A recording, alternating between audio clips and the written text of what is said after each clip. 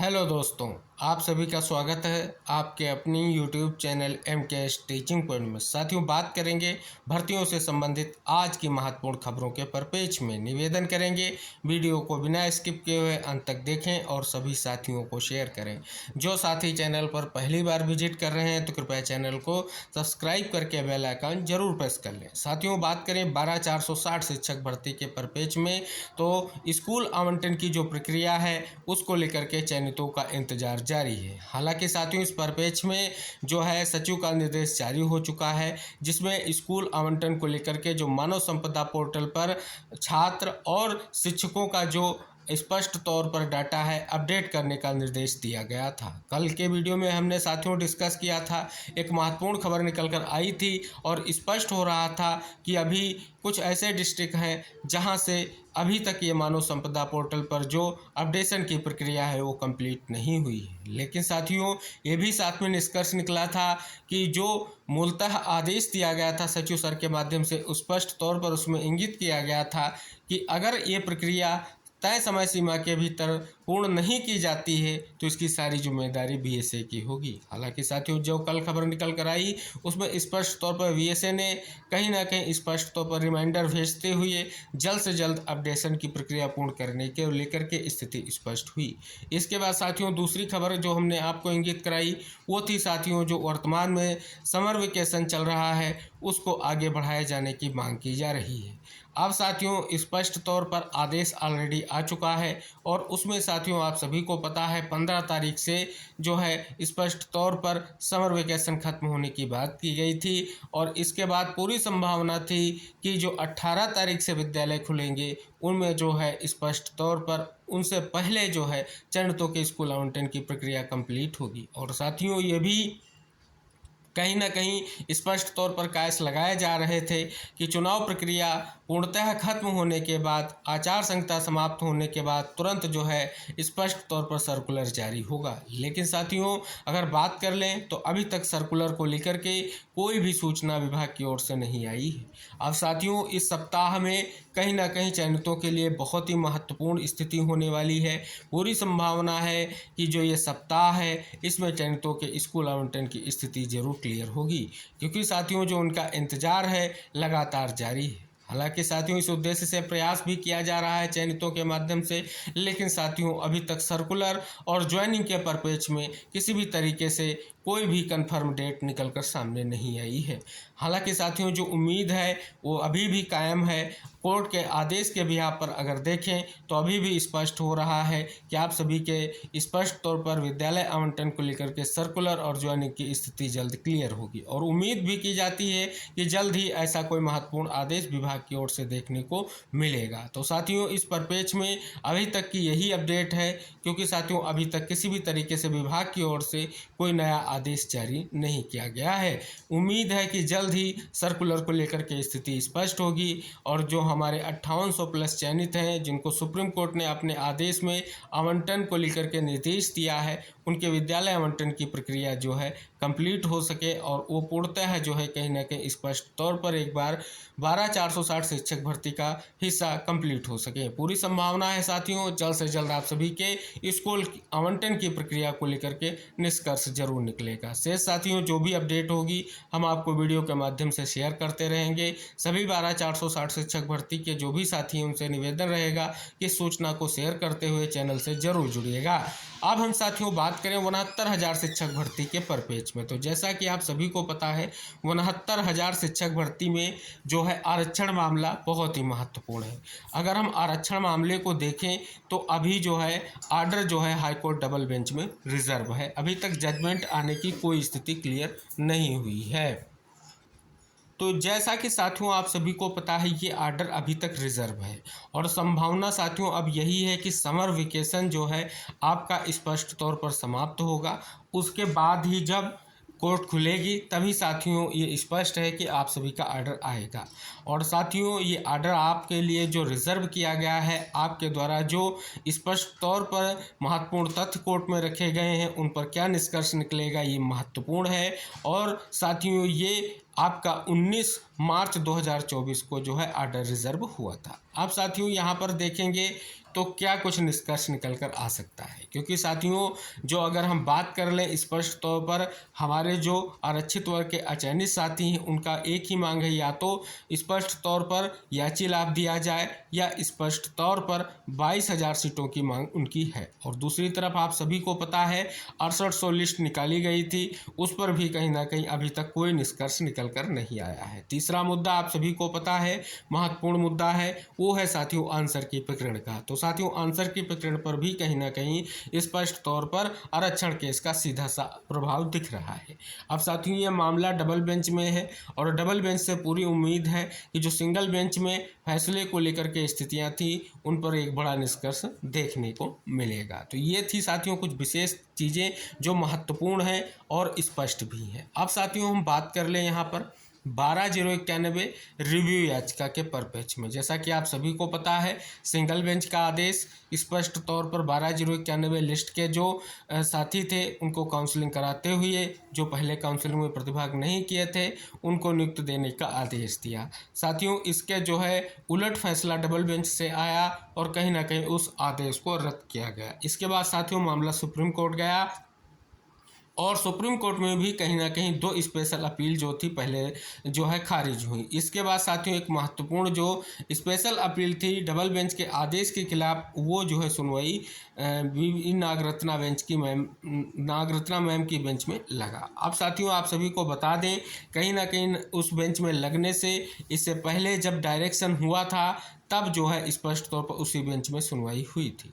अब साथियों स्पष्ट हो गया कि 12,091 मामले के लिए जो अब विकल्प बचा है वो रिव्यू याचिका का है। और साथियों इस आदेश के बाद अब रिव्यू को लेकर के क्या तैयारियां हैं, कब डाला जाएगा, तो सभी को स्पष्ट कर दें कि ये समर वेकेशन के बाद इस पर जो भी निष्कर्ष निकलेगा, जो भी स्थिति होगी उस पर विचार करते हुए रिव्यू के विकल्प को तैयार करते हुए एक बार फिर से जो है कहीं ना कहीं प्रयास किया जाएगा। हालांकि साथियों आप सभी को हम अवगत करा दें कि 12,091 के लिए एक बहुत बड़ी ये स्थिति है और एक बहुत बड़ा जो है कहीं ना कहीं ये चांस देखा जा रहा है।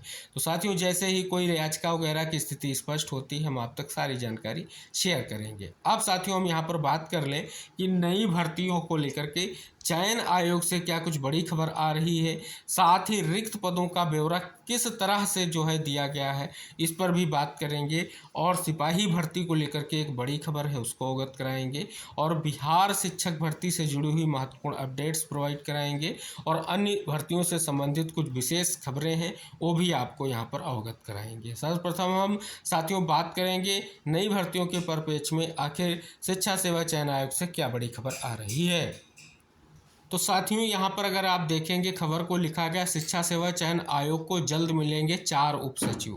अब साथियों यहाँ पर अगर देखेंगे तो स्पष्ट तौर पर कल के वीडियो में भी हमने डिस्कस किया था कि चयन आयोग को जल्द 4 नए उप सचिव मिल जाएंगे। उप सचिव को लेकर के कहीं ना कहीं स्पष्ट तौर पर विज्ञापन जो है जारी करते हुए आवेदन जो है मांगे गए हैं। अब साथियों उप सचिवों को लेकर के क्या स्थिति की उप सचिवों की नियुक्तियों के बाद शिक्षा सेवा चयन आयोग में शिक्षक भर्ती प्रक्रिया में तेजी आएगी। आगे क्या साथियों लिखा गया है कि वर्तमान में शिक्षा सेवा चयन आयोग में केवल एक कार्यवाहक उप सचिव है जबकि शासन अब 4 स्थायी उप सचिवों की नियुक्ति करने जा रहा है। इसका विज्ञापन 8 जून को जारी कर दिया गया है। विज्ञापन तिथि 21 दिनों के भीतर आवेदन मांगे गए हैं। चारों उप सचिव प्रतिनियुक्त पर रखे जाएंगे। इन पर बेसिक माध्यमिक उच्च और शिक्षक भर्ती की जो है स्पष्ट तौर पर जिम्मेदारी होगी। आगे साथियों क्या लिखा गया, उप सचिव को 3 वर्षों की अवधि के लिए प्रतिनियुक्त पर रखा जाएगा। उप सचिवों की नियुक्ति के बाद भर्ती प्रक्रिया में तेजी आएगी और साथ ही जो आपकी टीजीटी पीजीटी 4163 और 1017 पर जो असिस्टेंट प्रोफेसर भर्ती 2 साल से लंबित है इनके लिए कहीं ना कहीं जो अगस्त 2022 में जो है प्रक्रिया पूरी हो चुकी है। इसके लिए कहीं ना कहीं स्पष्ट तौर पर अब जो है पूरा प्रयास होगा कि सर्वप्रथम जो है टीजीटी पीजीटी परीक्षा की ओर कहीं ना कहीं स्पष्ट तौर पर ध्यान केंद्रित किया जा रहा है। और आगे लिखा गया है कि इसके अलावा आयोग नई भर्तियां भी शुरू करने और भर्तियों से संबंधित दस्तावेज को तैयार करने में उप सचिव की भूमिका महत्वपूर्ण होती है। ऐसे में जब तक उप सचिवों की नियुक्ति नहीं हो जाती तब तक भर्ती प्रक्रिया में तेजी नहीं आ सकेगी। यानी कहें तो साथियों निष्कर्ष ये निकल कर आ रहा है कि उप सचिवों की नियुक्ति के बाद ही कहीं ना कहीं भर्ती प्रक्रिया में तेजी आने की संभावना है। अब साथियों एक और बड़ी खबर यहाँ पर अगर आप देखेंगे तो इसमें भी कहीं ना कहीं स्पष्ट तौर पर जो आपके टीजीटी पीजीटी 4163 और असिस्टेंट प्रोफेसर 1017 पदों की जो भर्ती है उसका जिक्र किया गया है। लेकिन साथियों जो खबर लिखी गई है शीर्षक में ही कुछ चीज़ें आपको स्पष्ट हो रही हैं। लिखा गया मुख्यमंत्री ने मांगे रिक्त पद भेज दी 2 साल पुरानी सूचना। ये बड़ी खबर है साथियों, आप सभी को हम अवगत करा दें यहाँ पर क्या कुछ इसमें लिखा गया है। जैसा कि आप सभी को पता है कि स्पष्ट तौर पर माननीय मुख्यमंत्री जी ने भर्ती आयोगों के अध्यक्ष समेत दूसरे अधिकारियों की जो है शनिवार शाम बैठक बुला ली। भर्ती संस्थाओं के मुखिया से रिक्त पदों के भरे जाने के संबंध में अपने विभाग से संबंधित सूचनाओं के साथ मुख्यमंत्री के समक्ष प्रस्तुतिकरण के निर्देश दिए गए थे। आश्चर्य की बात है कि नवगठित उत्तर प्रदेश शिक्षा सेवा चयन आयोग की ओर से रिक्त पदों की 2 साल पुरानी सूचना ही प्रस्तुत कर दी गई। यह साथियों यहाँ पर बात की गई है जो बहुत ही महत्वपूर्ण है कि स्पष्ट तौर पर 2 साल पुरानी जो है सूचना उसकी बात की गई है। तो जैसा कि साथियों आप सभी को पता है यहाँ पर 2 भर्ती परीक्षाएं लंबित हैं जिनके लिए आवेदन हो चुके हैं, उनकी बात यहाँ पर स्पष्ट की गई। आगे साथियों इसी खबर को अगर और आगे देखेंगे लिखा क्या गया है कि एक जो है नए आयोग से जुड़े एक अधिकारी के अनुसार पूर्व में विज्ञापित पदों की सूचना ही सीएम की बैठक में दे दी गई। ये देख सकते हैं साथियों किस प्रकार से जो रिक्त पदों के कहीं ना कहीं ब्यौरा मांगा गया था उसको लेकर के ये बड़ी यहाँ पर स्पष्ट तौर पर खबर निकल कर आ रही है। तो ये साथियों कहीं ना कहीं अगर देखें तो एक महत्वपूर्ण जो है अपडेट कही जाएगी जो कहीं ना कहीं इसमें स्पष्ट तौर पर अभी से कुछ महत्वपूर्ण चीज़ें इंगित कराने की स्थिति स्पष्ट हो रही है। हालांकि साथियों आप सभी को पता है ये जो फैसले थे आनन फानन में लिए गए, विभागवार जो स्पष्ट तौर पर समीक्षा की गई और उसके बाद रिक्त पदों का ब्यौरा जो है उसके प्रस्तुतिकरण की बात की गई, जिससे कहीं ना कहीं स्पष्ट तौर पर देखेंगे तो विभागवार कहीं ना कहीं इन आदेशों को लेकर के बहुत ही महत्वपूर्ण तरीके से जो है स्पष्ट तौर पर जो चीज़ें देखने को मिली उसका कुछ निष्कर्ष यहाँ पर आपके सामने आ चुका है। अब साथियों यहाँ पर बात कर लें कि भर्ती परीक्षा जो आपकी सिपाही भर्ती परीक्षा की अधिसूचना जुलाई में जारी हो सकती है। इसके लिए बोर्ड स्तर पर तैयारी शुरू कर दी गई है। वहीं इस बार धांधली अथवा प्रश्न पत्र लीक जैसी घटना ना हो इसके लिए एसटीएफ ने भी कमर कस ली है। तो देख सकते हैं साथियों कहीं ना कहीं इसके अलावा साथियों आरओ व जो है सिपाही भर्ती परीक्षा में जो है अब तक कहीं ना कहीं 300 आरोपियों को गिरफ्तार किया जा चुका है। अब यहाँ पर साथियों देखेंगे तो लिखा गया अफसरशाही में जल्द हो सकता है बदलाव। ये भी साथियों बड़ी खबर है। इसको अगर आप देखेंगे तो कहीं ना कहीं स्पष्ट तौर पर एक महत्वपूर्ण निष्कर्ष देखने को मिल रहा है कि स्पष्ट तौर पर कहीं ना कहीं मुख्य सचिव की रेस को लेकर के भी बात की जा रही है। तो सारी चीज़ें आप सभी के सामने निकल कर आ रही हैं क्योंकि जो आपके दुर्गा शंकर मिश्र जी हैं वह 30 जून को जो है रिटायरमेंट कहीं ना कहीं हो रहे हैं।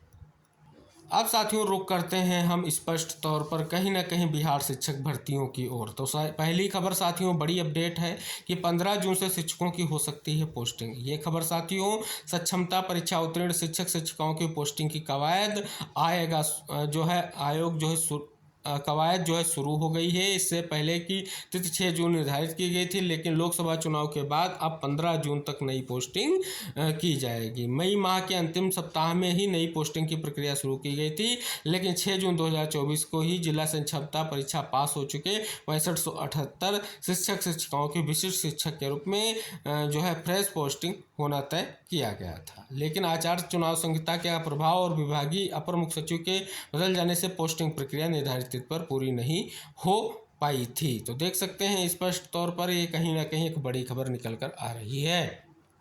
अब साथियों एक और बड़ी खबर यहाँ पर अगर आप देखेंगे तो कहीं ना कहीं बिहार भर्तियों के परिप्रेक्ष्य में ही है और ये है साथियों 45,000 नियुक्तियों की कवायद पहले कैडर नियमावली का काम। राज्य सरकार की स्वास्थ्य विभाग में 45,000 पदों पर नियुक्तियों की घोषणा के बाद अब विभाग प्रक्रियागत काम को आगे बढ़ाने में जुट गया है। जिन पदों पर नियुक्तियाँ होंगी उनमें सबसे पहले यह देखा जाएगा कि संबंधित कैडर की नियमावली है अथवा नहीं। नियमावली ना होने की स्थिति में बहाली के पूर्व नियमावली का गठन का काम जो है किया जाएगा।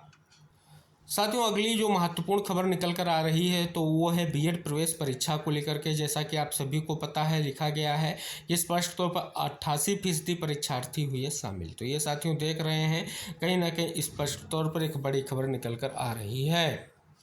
अब साथियों बात कर लें टीसीएस जे मुख्य परीक्षा के आयोजन को 1 साल बीत चुके हैं, लेकिन अब यह पूरी तरह सवालों के घेरे में है।